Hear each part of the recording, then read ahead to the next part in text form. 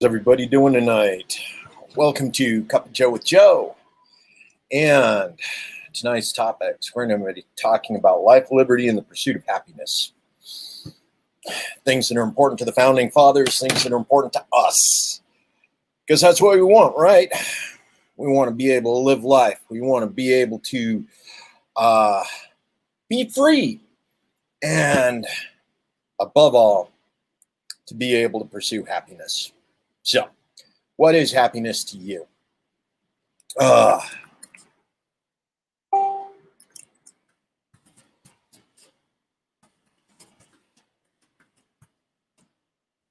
of these days, I'm actually going to learn to get this down before I open this up. But here we go. Life, liberty, and the pursuit of happiness. Those things that we all consider to be extremely important to the way we do life. Because it is the American way.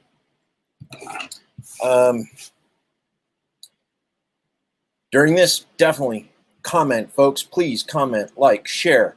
Let your friends know what you're talking about, what you're listening to, what you're watching, the things that are important to you. Tell me what's important to you, because that's really the key. That's what this discussion is about. This is about me listening to you and understanding what your issues are.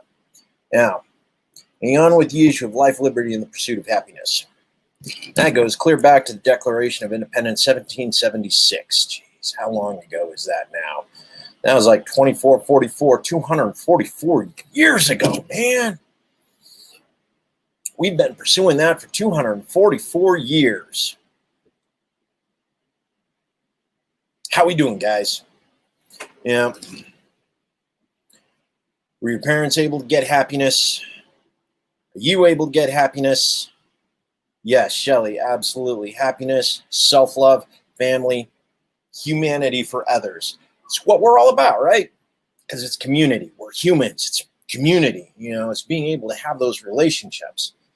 We go on. We talk about Maslow's hierarchy. We talk about hierarchy of needs. The things that we need in order to live life. We talk about shelter. First issue needs, first tier. You need to have a safe place to sleep. We need to have a safe place to eat. You need to have stuff to eat. Those are tier 1 and tier 2. Security, food security, housing security. Can we count on the place where we're going to wake up, where we go to sleep, that it's safe? How many have played those video games? Cannot sleep while enemy is near. And then you got to figure out where the enemy is so you can kill it so your character can go to sleep and refresh itself and save. It's a lot what life is right now. Take a look around the world at us and what's going on. We have rioters, we have looters, we have rabid anarchy, we have cops killing people in their beds while they sleep. No knock. We have hand grenades, flashbang going off in babies' cribs. We got all these things going on. So, even when you take into consideration a lot of the other criminal elements that go on in the world, the one thing that should be able to guarantee us our safety at night is the fact that we live in a state that is protected. That's what police are for, right? To protect us, to keep things civil, to prevent criminal things from happening. Yet for some reason, it seems as though the police have become as much part of the problem with home security, that security in your dwelling, as many other things.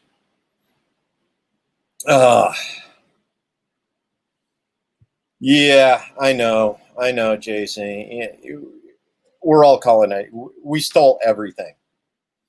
But yeah, absolutely. Jason's right. Blackfoot people, this was something they understood as part of their culture, part of growing up. Yes, we stole it. Why? It works. He's right.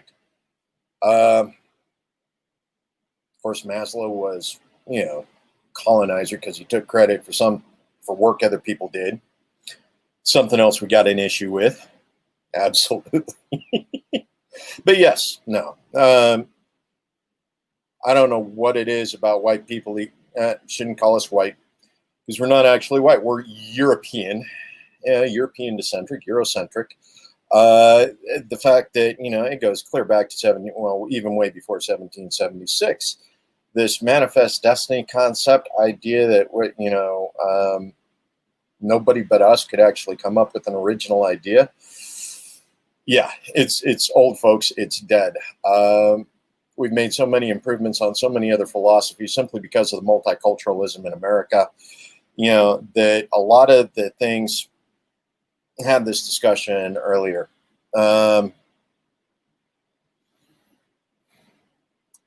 Yeah, downtown does get nuts.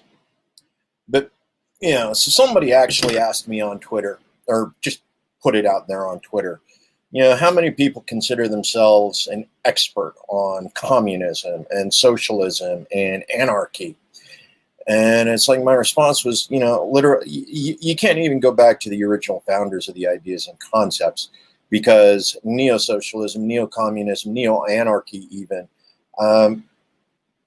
because of the technology and the multiculturalism that we've started to adopt and integrate into a lot of these philosophies and ideas, has caused us to diverge greatly from what they were originally intended to be.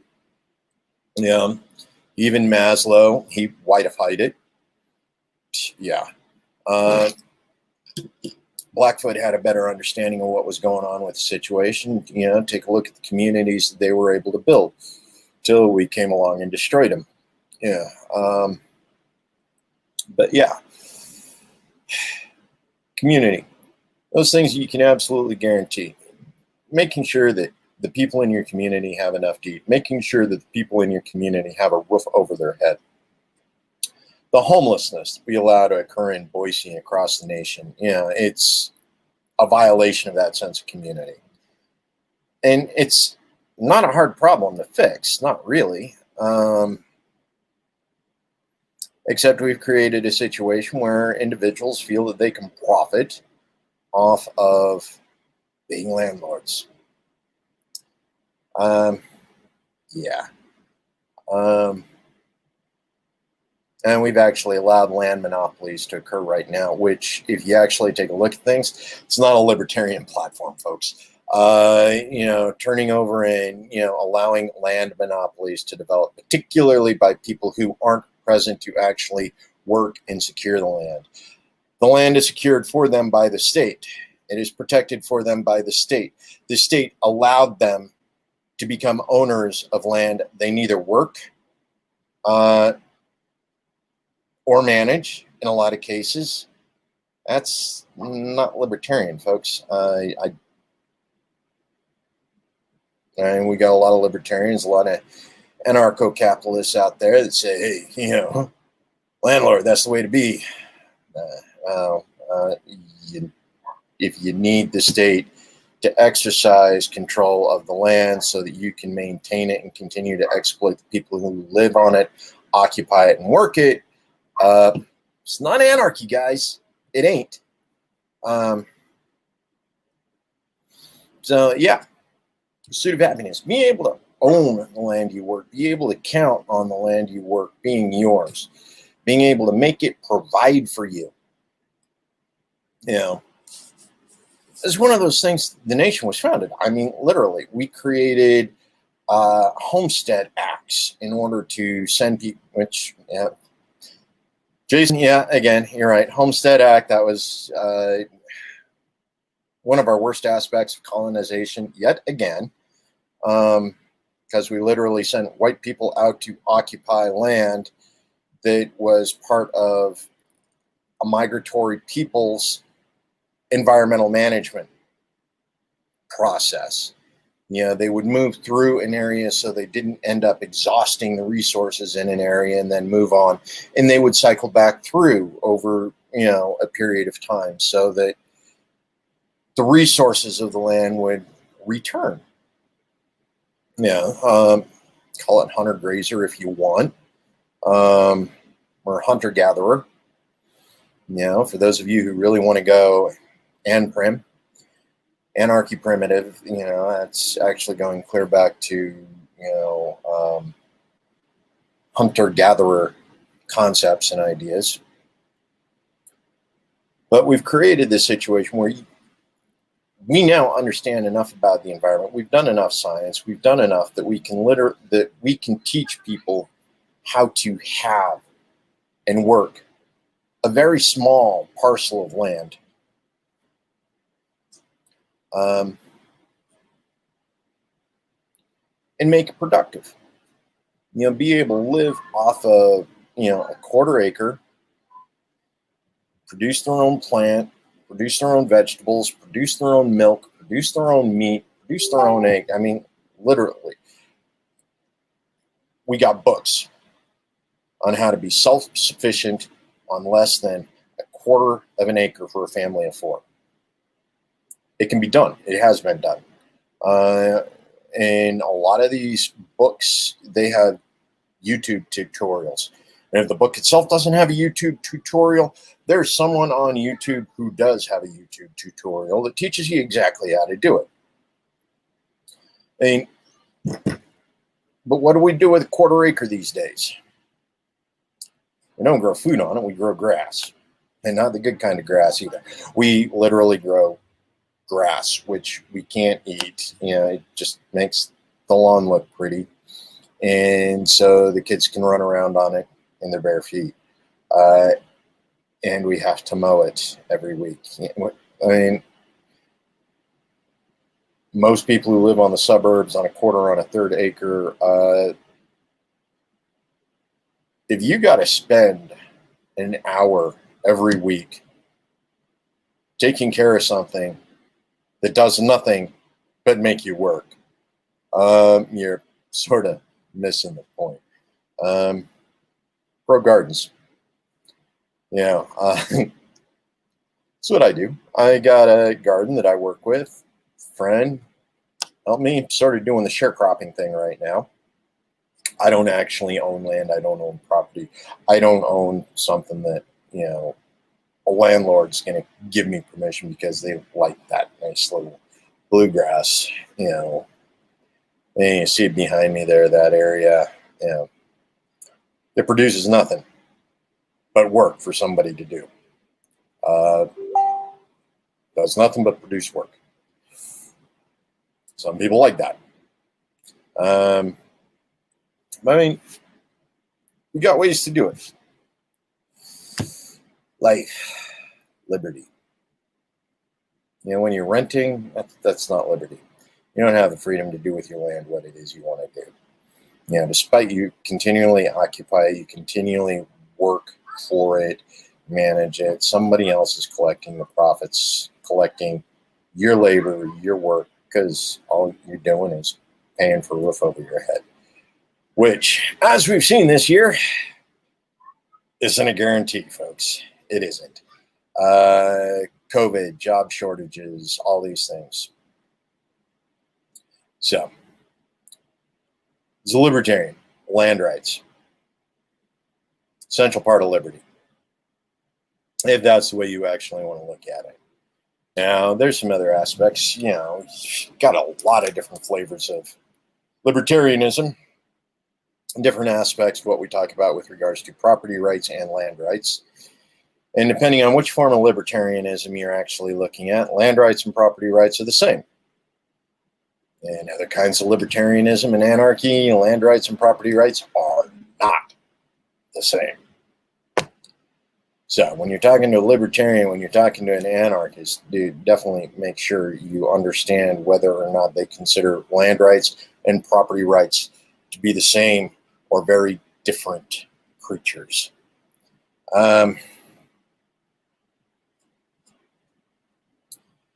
With liberty, being able to go and produce from the land, make sure that you have those two essentials, like Jason was talking about, Blackfoot priorities. Make sure you have shelter, make sure you have food. Those are the things the community provide for you, or that are an essential part of making a community function. Once those are taken care of, you got those next, 4 or 5 tiers. Give you a great opportunity, clear all the way up to enlightenment, that 7th tier. Awful lot of people get stuck on the lower levels. You know why we get stuck on the lower levels? It's fear. It's anxiety. It's trauma that comes back and says, hey, you need to pay more attention to this because this will come back and it'll bite you. You know, when you have a good sense of community, that anxiety goes down because you know those other issues can continue to be taken care of. Hunting licenses and laws. Again, hoodoo. This is an extremely interesting situation. Reason why is because hunting licenses and laws are about protection of the commons. Problem right now is that a lot of those hunting license and laws are based on land management practices by Bureau of Land Management and the Department of Interior that were pushed on them by environmentalist organizations, not conservationist but environmentalist organizations like the Sierra Club some 40 years ago. And like right now in Idaho, we got a problem. Our Idaho Department of Fish and Game actually keeps the megafauna populations artificially low. Because they keep it artificially low, a lot of the natural biomes, you know, with our environment have been disrupted. And we don't have the large megafauna going in and keeping the underbrush clear in the forests and in the managed land. You know, we don't have a lot of that smaller game that would clean out issues like, you know, the bark beetle right now that's pretty much killed all of Pacific Northwest and helped turn, you know, the entire West Coast into a tinderbox. Yeah, so we need to fix the environmental laws, if not outright repeal them and turn them over to people who have done the last 40 years, understanding the damage done by the environmental laws that we instituted some 40 years ago. You know, so we can go in and start doing the correcting. I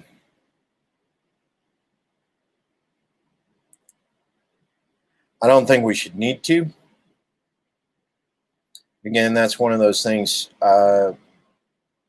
We have a responsibility to take care of the commons. And as long as we got individuals who like to do the free rider stuff, as long as we got people who go in and waste the resources, you know, overhunt, overfish, you know, it's like one of those things, maybe we shouldn't be charging for a hunting license. But at the same time, we should still limit people to a resource that they are capable of actually utilizing. You know, no charge for a hunting license, but because it's the commons, we have a 1 bag limit, you know, or a 2 bag limit. You know, you can only go out and collect so much resources out of the commons before it actually becomes a risk to the health of the environment that we're looking at. That's a complicated issue, Hoodoo. I don't believe in charging for it because that gives privilege to the rich, to the wealthy. And it needs to be either a set minimum limit, anybody can go out and get their 1 deer, you know, or we need to come up with a lottery system so that, you know, we don't turn all of these natural resources into the King's Forest. Sort of like what we did with the Wilkes brothers here in Idaho, right, guys? How many of you had trouble getting out to your hunting grounds because Wilkes brothers put up a gate? But yeah, that's complicated. Definitely don't think we should charge for it because I don't think the rich should be entitled. However, I do feel that there needs to be a way of controlling the limits of resources that are taken out. Thank you, Hoodoo. Appreciate that. Pursuit of happiness. Okay. The idea was the Declaration of Independence was there to give us hope. You know, and we all know hope isn't actually happiness. Pursuit of happiness is what hope is. To give us hope. Give us something to strive for. Give us something to achieve, focus on. And because it's not guaranteed. It's like one of the things, this is where you start getting into issues of Buddhism. The reason why is because I think in 1776, the pursuit of happiness hope was a big dream. It was something everybody wanted. They needed to have hope in a better world for all of us to live in. Problem is, as soon as you start hoping, you also start fearing. Yeah, because hope and fear, they're two sides of the same coin. You know, you get your hopes up, you start getting the anxiety about whether or not you can make it happen. You know, now it'd be nice if the likelihood of achieving happiness was more present. I mean, honestly, we have all the technology in the United States right now, all the technology needed in the world in order to make us happy, you would think. You know, we have instant communication anywhere in the world. I mean, some of you guys are sitting here right now talking to me. And that's a sense of community. I know a lot of you have trouble doing the relationship thing through screens like this. I have problems with it too myself. You know, I like to be able to get out and meet and greet and actually see people and talk with them. You know, but literally, we have all of the technology, instant communication. We can talk with people around the world. We can learn things anywhere, anytime. The ability to accomplish anything, and literally anything, is a YouTube channel away. Yeah, anybody who's gone out and looking, well, how do I fix the carburetor on my car? There's a YouTube for that. How do I reassemble my metal detector? There's a YouTube for that. How do I turn a windmill into an electrical generator? There's a YouTube. I mean, seriously. We have literally the Library of Alexandria sitting at our fingertips. We have people with YouTube channels on how to be happy. We do. You know, Thich Nhat, Buddhist monk. Yeah, he does his YouTube. Yeah, Benjamin. I'm gonna pass on informing people on that one, Benjamin. For those of you who are watching the my Twitch feed, that's what you're into, Benjamin. More power to you. Some of my audience isn't necessarily interested in being exposed to that, though.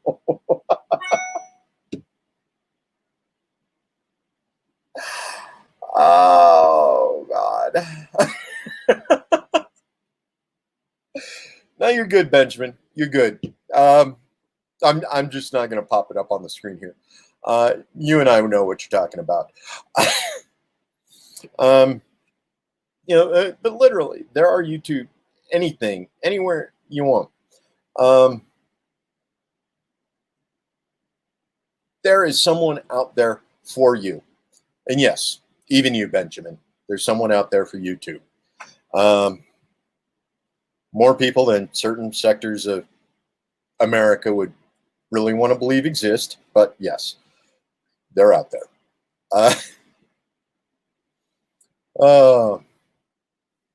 And thank you, Benjamin. I appreciate that. That was a good laugh for today.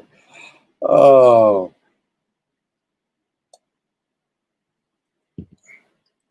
But I mean, something out there for everybody, literally. There's YouTube videos out there on how to be happy. It's that easy. So, Maslow's hierarchy. You know he stole it from the Blackfoot. So, it's the Blackfoot hierarchy of needs, not Maslow's. We'll go ahead and get that. Oh, yeah. Oh, yeah, Benjamin. Cooking with Cat. Good cooking tutorial. Very original dishes. I really hope you're not setting me up here, Benjamin. Although, considering it's coming from Twitch, no, it's Kay's cooking. Yeah, literally. Awesome tutorials. Like I said, there's a tutorial out there on YouTube for literally anything. You want to become a better chef. You want to become a better cook. You want to become a better mechanic. You want to become a better gardener. And literally, There is a YouTube video out there for everything. There is no skill you cannot go out and find the YouTube video and learn how to do. Matter of fact, when I was setting up my garden this year, me and my brother made regular use of YouTube to help sort of finish filling in some of the gaps in our experience and knowledge. Universal. And a lot of these YouTube, we talk about it. A lot of individuals, a lot of preppers, they have their YouTube videos. The thing is a lot of these skills aren't being taught just by preppers. These are people with legitimate interests who want to learn how to become more self-sustaining. And I go back to that issue, how to be sustainable on less than a quarter acre.